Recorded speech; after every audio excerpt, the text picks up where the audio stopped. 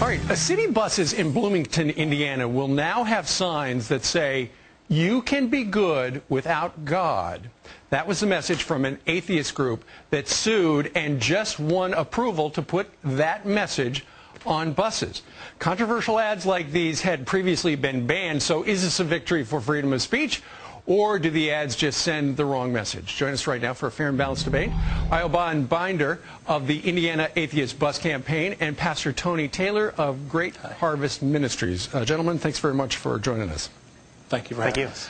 Mr. Binder, as an atheist, you do not believe in God, and yet you sued to put God in your ad. Why? Well, the campaign has a couple of different goals.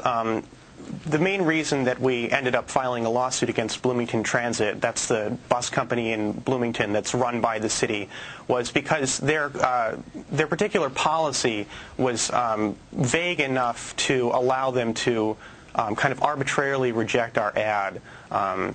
And unfortunately, being a municipal organization, they're not under the Constitution. They can't really do that. Okay, so you saw a loophole and you thought you'd test it, but why put God in your ad? You don't believe in God.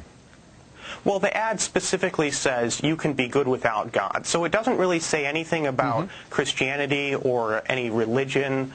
It says something about non-religious people, that even if you don't believe in God, you can be an ethical and moral person. Okay, Reverend Tony Taylor, what do you think about this? When you see the message, Reverend, do you feel like the atheist group is poking Christians in the eye?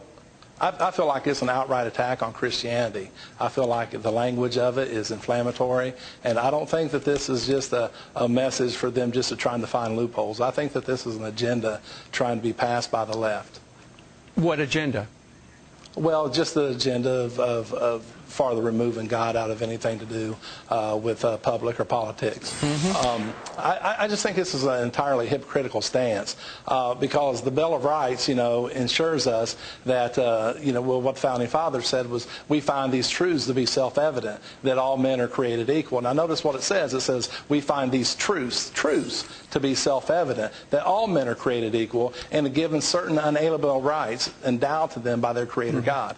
And so anyway, they use that fundamental right to walk into the Supreme Court of Indiana based upon these self-evident truths, and then to turn around and make a mockery of it and sue based upon that they say that they can be good without God. I just think it's a hypocritical stance, and I think that a lot of citizens in Bloomington are upset about it. Clearly, that's what I've read in the local papers out there. Mr. Binder, if you're not religious, you don't believe in God, yet you put "you can be good without God" in your message, why didn't you have more of an atheist message, like you can feel good about yourself or something like that? Why did you have to include God?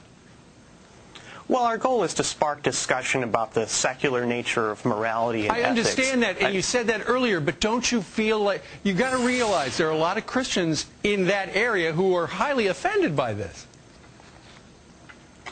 Well, I'm not really sure what your point is. I mean, are there Christians who are... Have you heard from people who said, "Why did you do that? You have offended me. I'm a Christian. I believe in God"?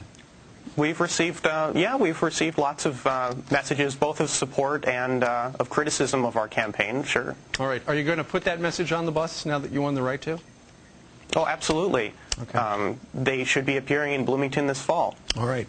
We'll be watching. Mr. Binder and Reverend Taylor, we thank you both for joining us today. Thanks very much. Thank you. All right.